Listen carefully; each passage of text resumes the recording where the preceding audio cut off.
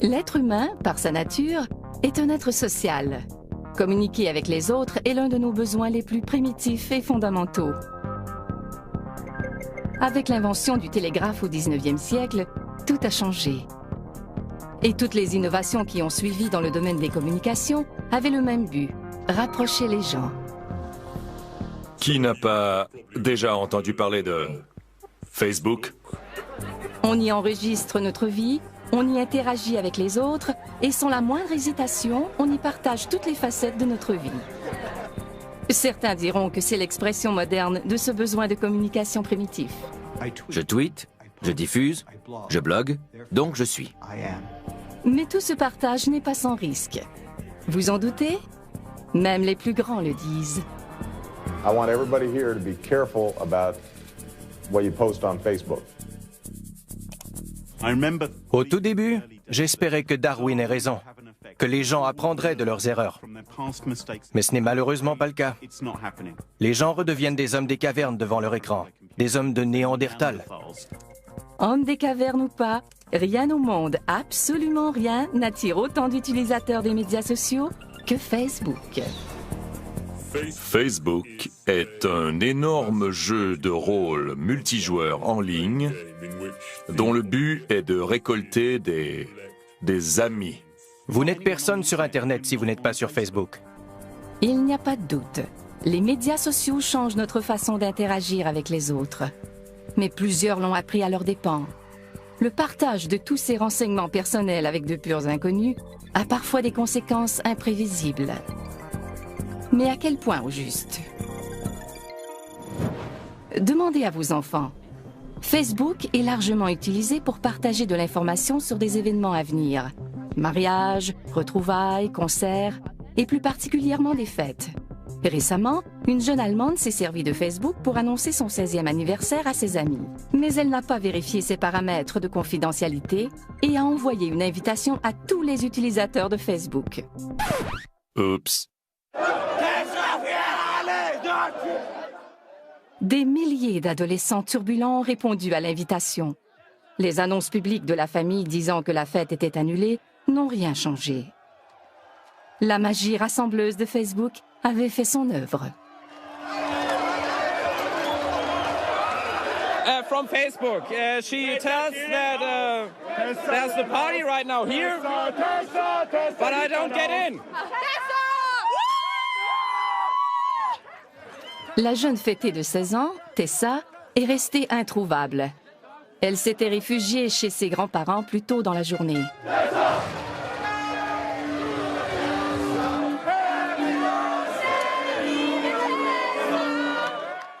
Un clic inoffensif sur Facebook, un moment d'inattention à 16 ans et toute une vie de notoriété sur Facebook.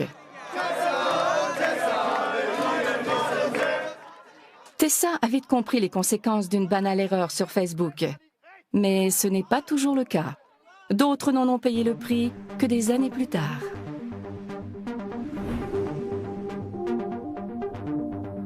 La Colombie-Britannique est réputée pour les aléas de sa politique provinciale. Voici une de ses circonscriptions, la baie de Falls Creek de Vancouver, où se côtoient résidences et commerces. En 2009, Falls Creek était une circonscription libérale. Le NPD a voulu changer les choses en amenant un vent de fraîcheur, un tout nouveau visage en politique. Ils jettent leur dévolu sur Relam, plus jeune que le politicien moyen, déterminé à faire les choses différemment. J'ai vu le potentiel de Facebook et de Twitter et j'ai misé sur ces médias pour communiquer avec mes électeurs. Facebook a joué un rôle déterminant dans la campagne de Ray, mais pas exactement en sa faveur. Juste au moment où sa campagne prenait son envol, sa carrière politique a connu une fin pour le moins abrupte.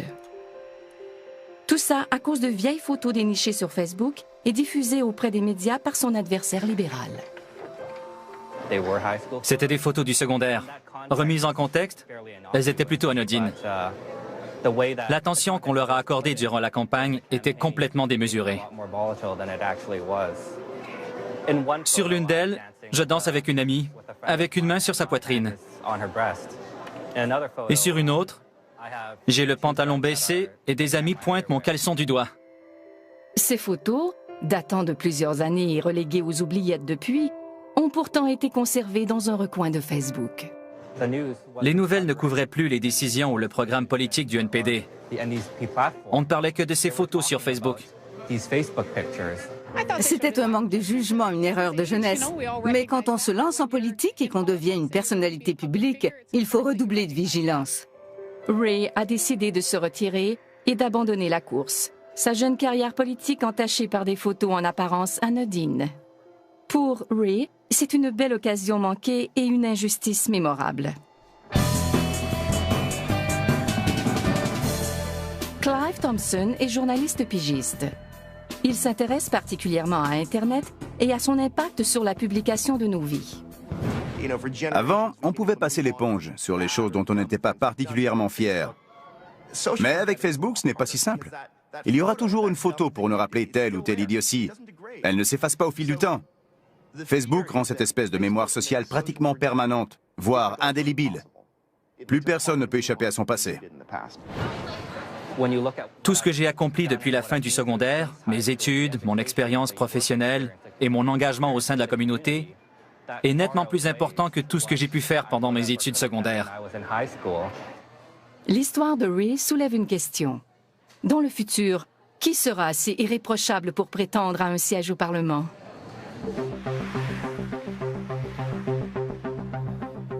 Chaque jour, des millions de photos et de microbillets potentiellement compromettants sont versés sur la toile, au vu et au su de tous. Prenez le mariage royal de Kate et William en avril 2011. La cérémonie d'entre toutes les cérémonies.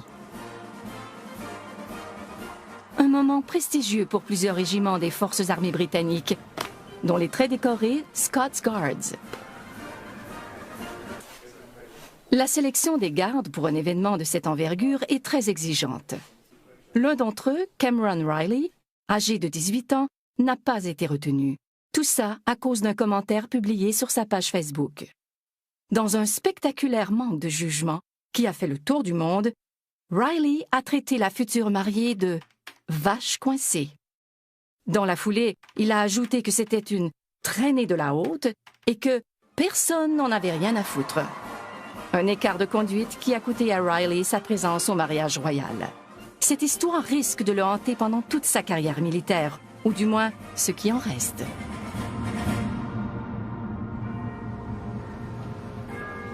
Voici un autre Britannique qui aurait peut-être mieux fait de garder ses réflexions pour lui.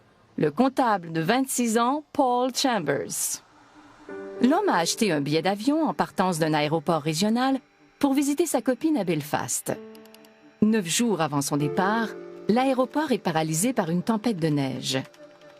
Chambers se permet alors d'envoyer une mise en garde amicale à l'aéroport dans un microbillet sur Twitter. Merde, l'aéroport Robin Hood est fermé. Vous avez 1 semaine pour rétablir la situation, sinon je fais sauter l'aéroport. Pas très futé, Monsieur Chambers. Le microbillet ayant été publié sur un réseau public, le personnel de l'aéroport a été alerté et ne l'a pas pris à la légère.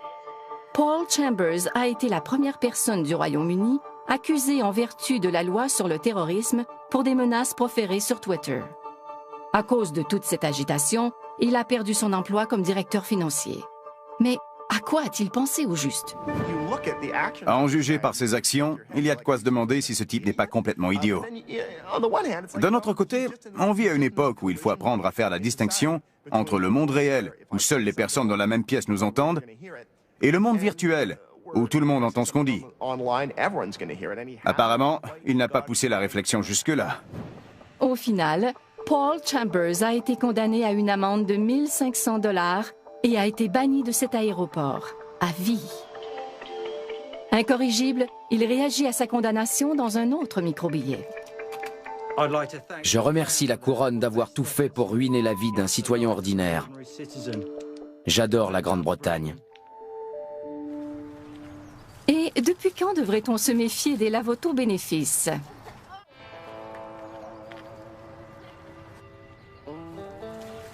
La Caroline du Sud. Un policier, en fonction, a fait laver son autopatrouille par des jeunes femmes en bikini.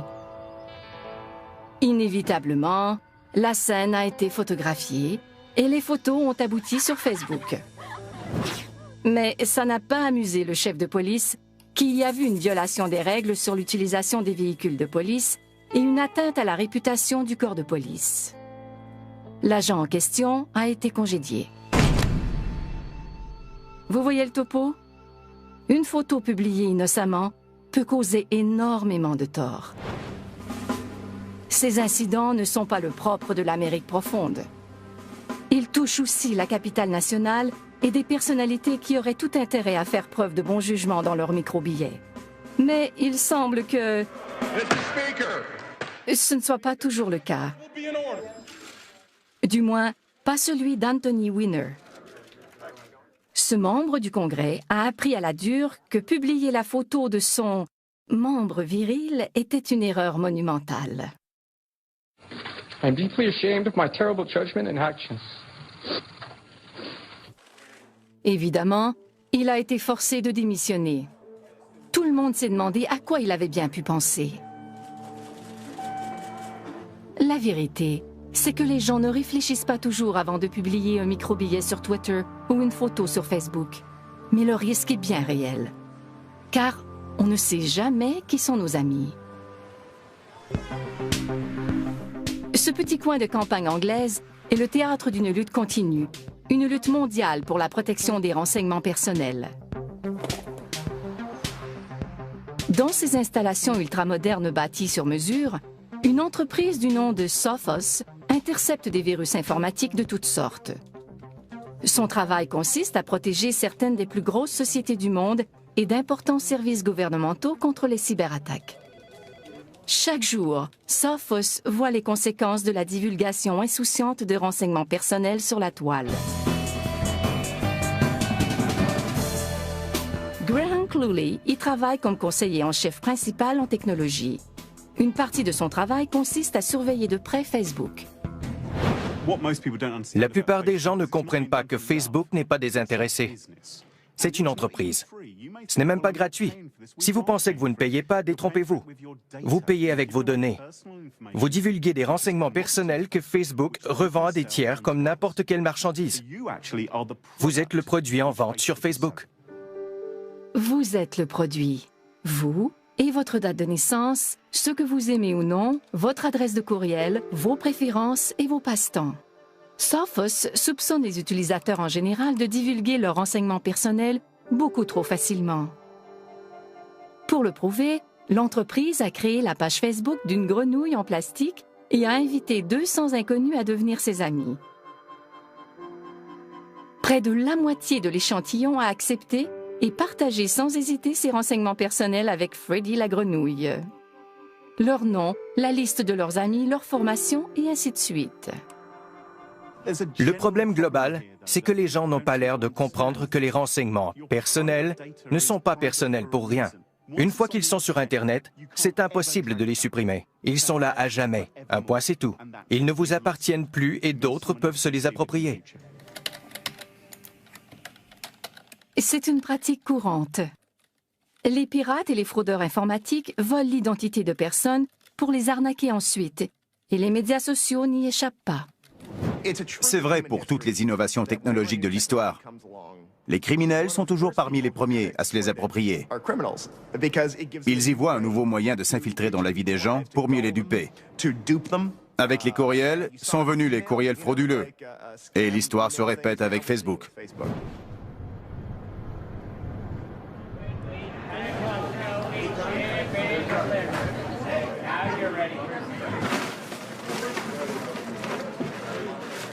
Brian Rodberg en sait quelque chose. Il a travaillé pendant des années comme directeur des communications pour Microsoft. En 2009, sa page Facebook a été prise d'assaut par un pirate informatique professionnel. Ma fille faisait ses devoirs dans le séjour. Puis elle a vu en consultant sa page Facebook que mon profil avait été actualisé et indiquait « Brian Rodberg a un urgent besoin d'aide ». Elle m'a aussitôt demandé si tout allait bien. J'ai répondu que tout allait pour le mieux. Ce n'était évidemment pas le cas. Le pirate a pris soin de communiquer avec tous les amis Facebook de Brian Rodberg pour leur faire croire qu'il était dans le pétrin que j'avais été braqué à Londres, que j'étais là-bas avec Sharon et les enfants. Ils connaissaient le nom de ma femme, car elle était parmi mes amis Facebook. Ils ont vu mes photos. J'étais désemparé, car je savais que celui qui avait pris le contrôle de ma page communiquerait avec tous mes amis. C'était tout un casse-tête pour moi, et j'étais vraiment navré que mes amis en subissent les conséquences. Celui qui a piraté la page de Brian persiste et trouve rapidement quelqu'un prêt à envoyer des fonds à un ami Facebook dans le besoin. Benny, un ami de longue date de Brian, répond à l'appel. Au final, il a envoyé 1 200 $ en 2 versements par la Western Union. Quelqu'un a ensuite récupéré l'argent à une succursale Western Union du Royaume-Uni en se faisant passer pour moi. Ces fraudes de type « cri du cœur » remontent au règne d'Élisabeth Ier il y a des siècles. À l'époque, la victime se laissait persuader d'avancer une somme d'argent pour faire libérer une belle princesse espagnole qu'il épouserait en guise de récompense. La technique, dite de la prisonnière espagnole, continue d'être utilisée 400 ans plus tard par les descendants de ces escrocs qui sévissent sur Facebook. Facebook est le terreau le plus fertile de cybercriminels sur tout l'Internet. Il y a plus de crimes, de pourriels et de logiciels malveillants sur Facebook que n'importe où ailleurs. Facebook est le site idéal pour percer dans le monde de la cybercriminalité. Au retour, le crime sur Facebook a un visage, accessible à tous. Des criminels et des voleurs vont jusqu'à prendre des photos d'eux-mêmes sur le lieu du crime, avec l'argent volé dans les mains, et à les publier sur Facebook.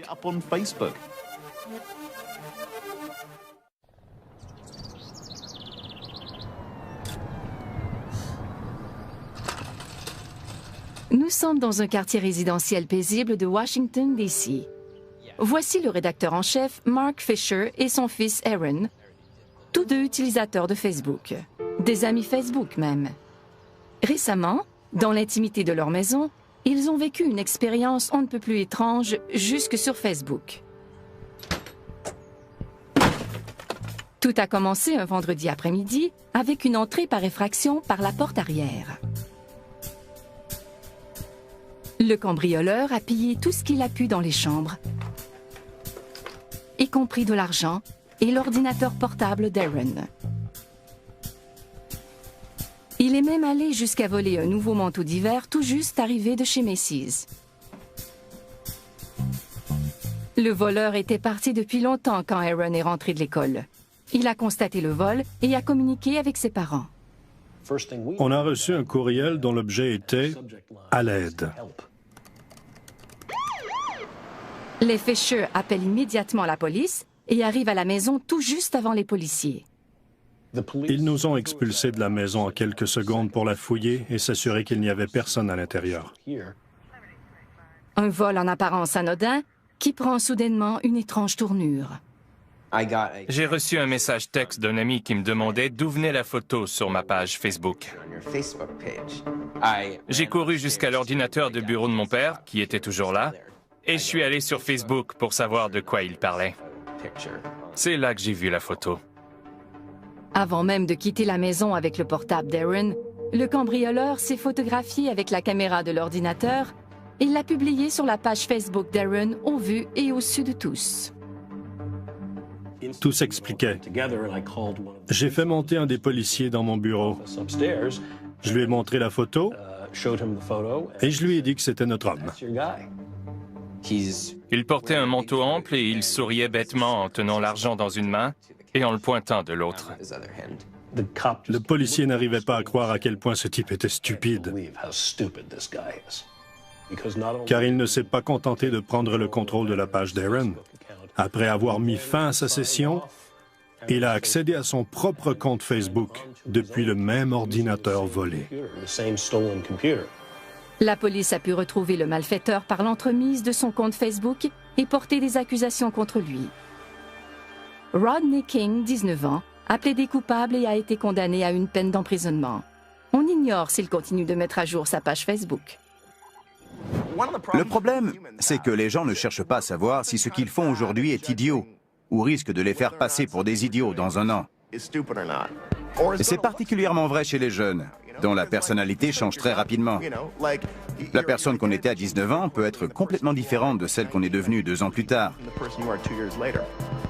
Le problème avec Facebook, c'est qu'on publie une photo qu'on trouve très drôle sur le coup. Mais 2 ans plus tard, tandis qu'on se cherche un emploi, un employeur potentiel peut l'avoir en se renseignant sur nous. Cette photo idiote est encore là, et elle est toujours aussi idiote 4 ans plus tard.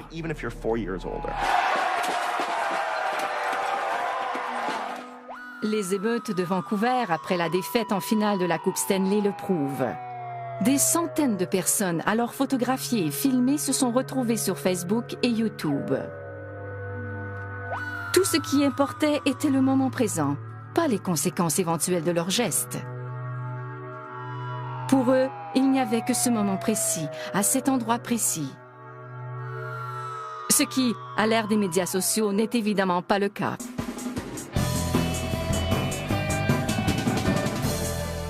Mark Federman est éducateur et spécialiste des rapports interpersonnels à l'ère des médias sociaux.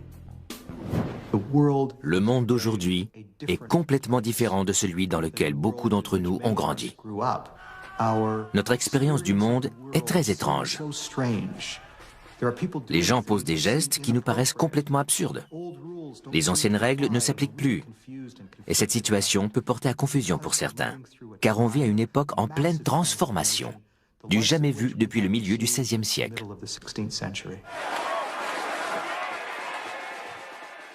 Un flux ininterrompu d'images et de sons de cette nuit d'émeute à Vancouver a été mis en ligne instantanément. Le village global créé par les médias sociaux est ouvert à tous, mais pas toujours pour le mieux. On est tous interreliés. Tout ce qu'on fait se répercute sur les autres. On peut avoir une influence sur de parfaits inconnus, dans les coins les plus reculés du monde. D'où l'importance pour chacun de comprendre que ce qu'on fait ici a un impact ailleurs.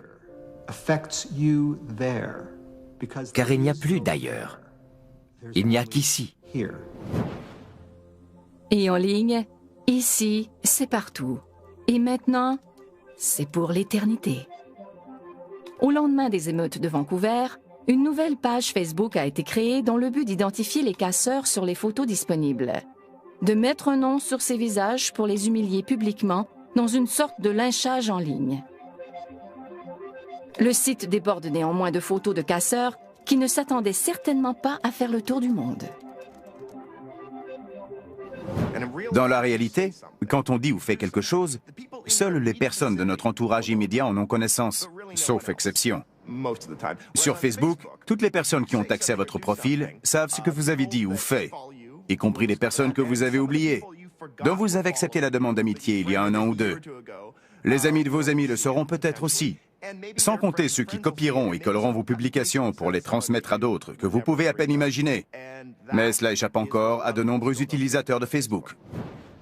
Des photos comme celle-ci peuvent porter à confusion. Qui est vraiment un casseur et qui n'en est pas un? La réalité est parfois tout autre que ce que Facebook suggère.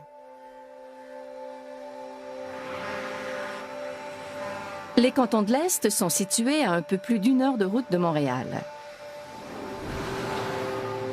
Ici, à Cowansville, se joue une lutte entre David et Goliath.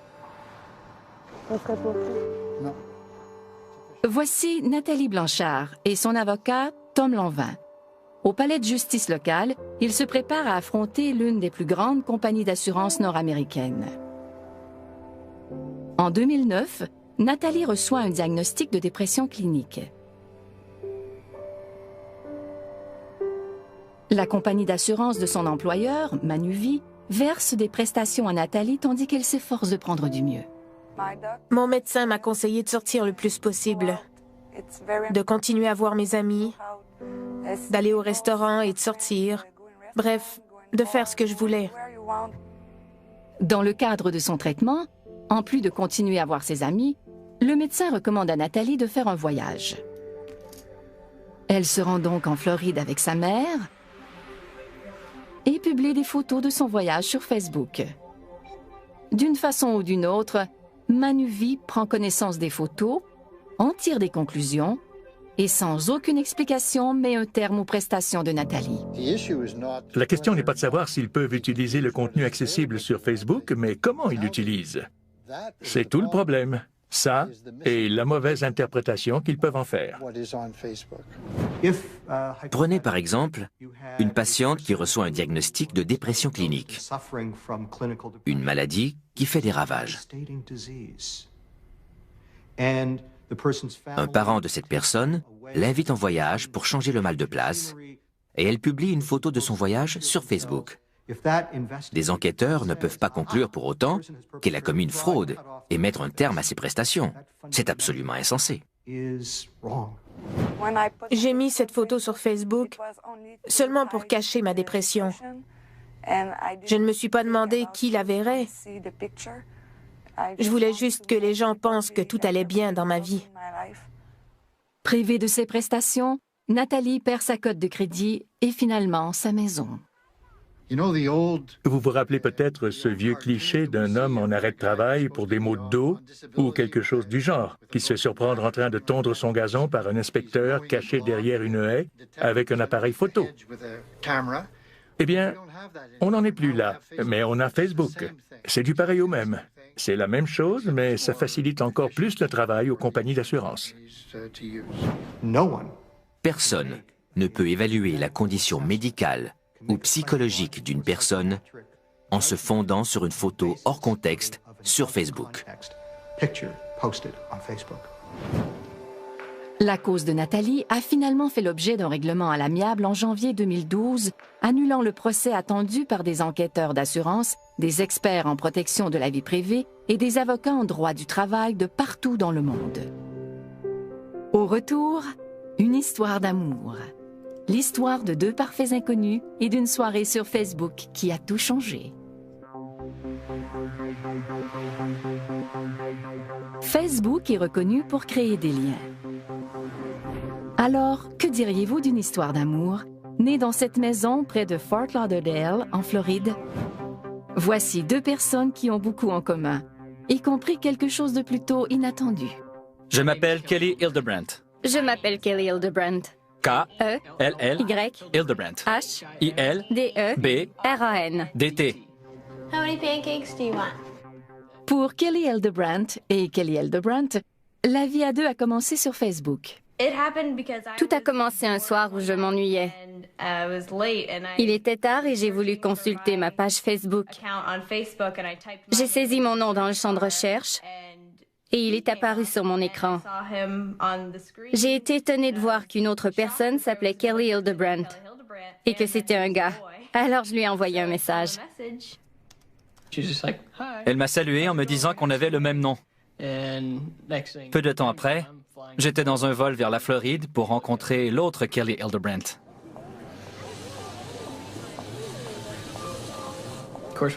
On a découvert qu'on avait beaucoup plus en commun que notre nom.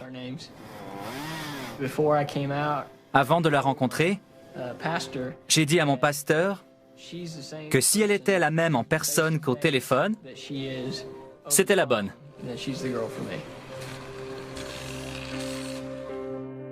Il s'est avéré que Kelly était faite pour Kelly.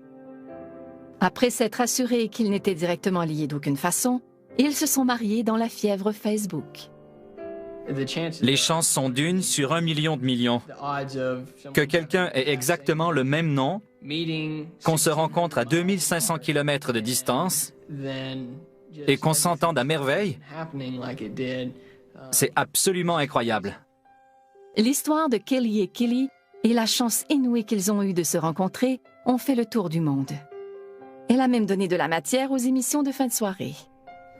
On sait qu'on le célèbre quand Conan O'Brien fait une blague à propos de nous. Il a raconté notre histoire. Il a parlé de nous. Après le mariage de Kelly Hildebrandt et Kelly Hildebrandt, une centaine d'hommes ont changé de nom pour Megan Fox. Oui, sur Facebook. C'est dans la nature humaine de vouloir créer des liens. On dit parfois qu'un inconnu est un ami qu'on n'a pas encore rencontré.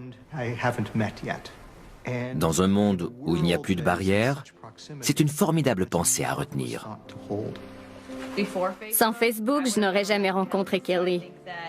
Je peux dire que Facebook a littéralement changé ma vie. Je dois ma formidable femme à Facebook. Si ce n'était pas de Facebook, je n'aurais jamais rencontré l'autre Kelly Hildebrandt.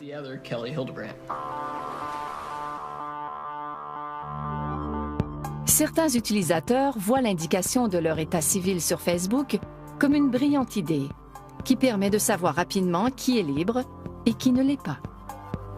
Mais Facebook est capable du meilleur comme du pire.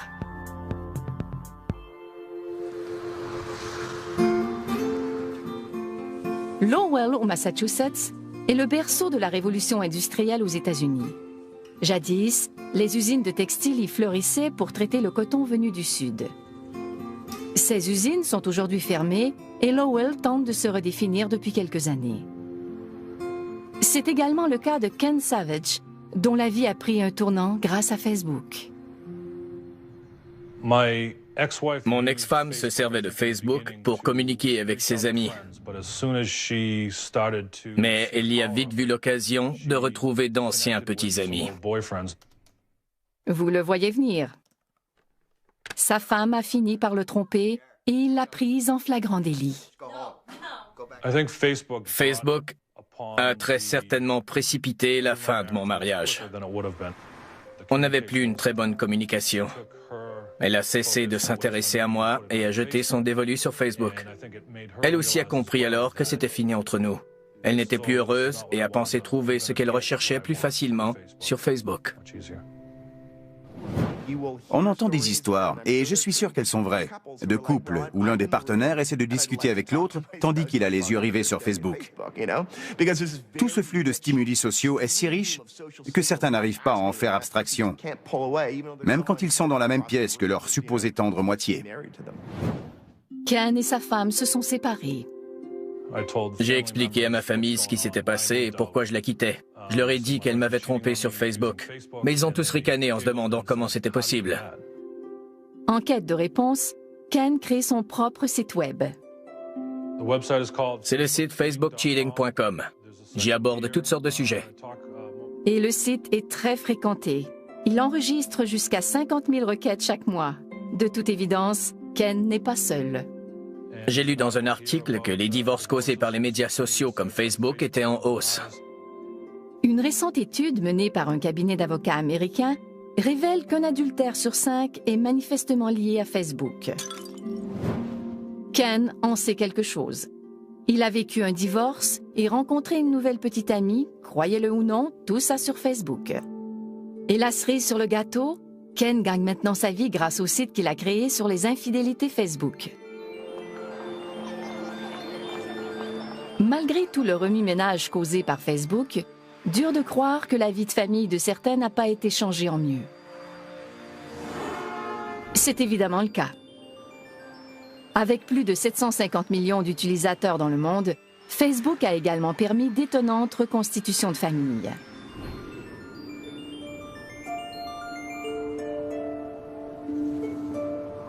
Dans cette maison d'un quartier paisible de Regina, vit un homme qui a tenté de répondre à une question fondamentale toute sa vie.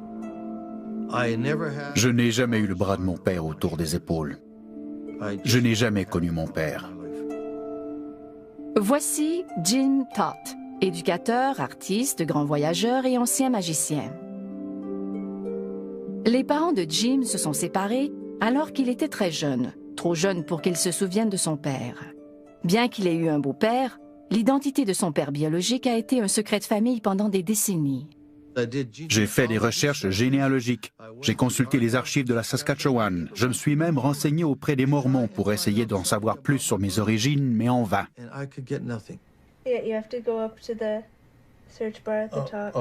Tout a changé le jour où sa petite fille, Janelle, l'a initiée à un nouveau monde sur son ordinateur.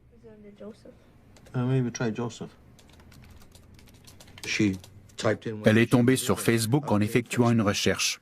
Je lui ai demandé si on pouvait vraiment retrouver des gens avec ça. Elle m'a dit oui, alors je lui ai demandé de m'aider. Et le nom Porkolab a donné un résultat, avec une minuscule photo. J'ai été très surpris. Je ne m'attendais pas à ça. C'est la première fois que j'avais une réponse positive. J'avais la photo sous les yeux. J'ai découvert que c'était mon demi-neveu. Et c'est ainsi que j'ai retrouvé mon demi-frère, d'un seul clic. Plus d'un demi-siècle de recherche résolue en quelques minutes sur Facebook. Bonjour Jim. J'ignore par où commencer, mais ton père était mon grand-père. À ce moment précis, j'ai établi la connexion que j'attendais depuis 50 ans. Mon père était son grand-père. J'avais réussi, après 50 ans de recherche. Et c'est grâce à Facebook que j'ai établi cette connexion. Ce genre de retrouvailles, qui n'auraient sans doute jamais pu avoir lieu dans le passé, se produisent au quotidien de nos jours. C'est le beau côté de la médaille. C'est pourquoi les utilisateurs, malgré leurs mauvaises expériences, retournent sur Facebook, parce que la magie de Facebook continue d'opérer. Jim a rencontré les membres de sa famille cet été-là. Ce qui était perdu a été retrouvé, grâce à Facebook. Au retour, Facebook pourrait-il faire des pierres tombales et des cimetières des reliques du passé?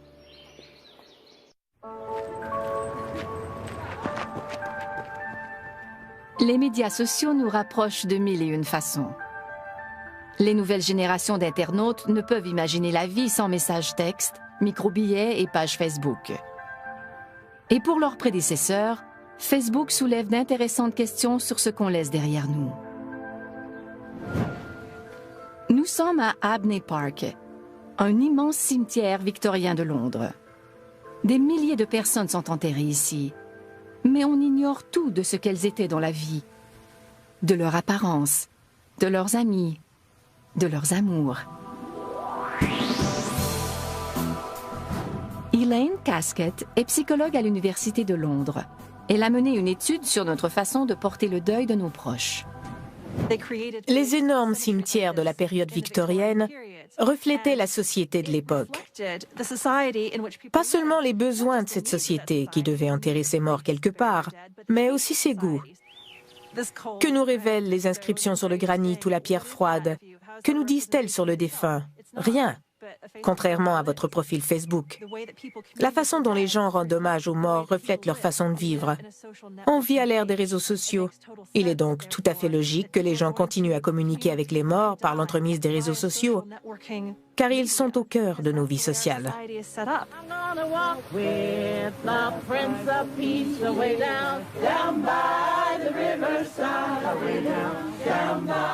La famille et les amis de Wilma Jones sont réunis pour lui rendre un dernier hommage. She is going to be sadly missed by us all because she was loved by us all. Wilma était une utilisatrice de Facebook. Après sa mort en 2010, sa page est restée active et ses amis ont continué à y publier des messages.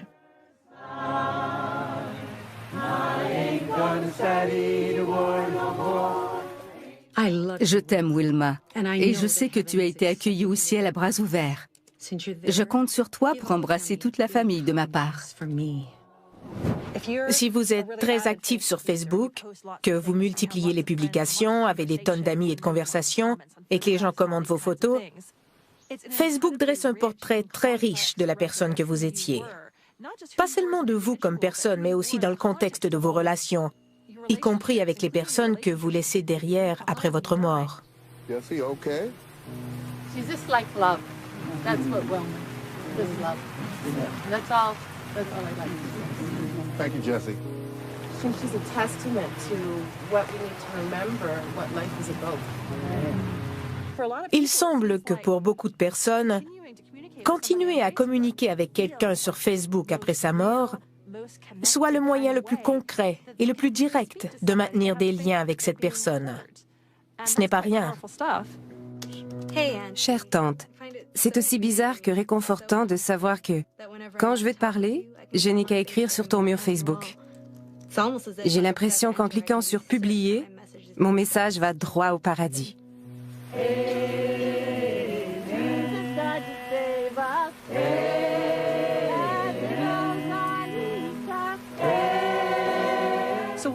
On commence à se demander si, dans le futur, il y aura encore de la place pour des stèles funéraires, comme celle qui m'entoure aujourd'hui. Je ne vois pas pourquoi on continuerait à les utiliser alors qu'on trouve sur l'écran de notre ordinateur ou de notre téléphone une représentation si vivante de l'être cher.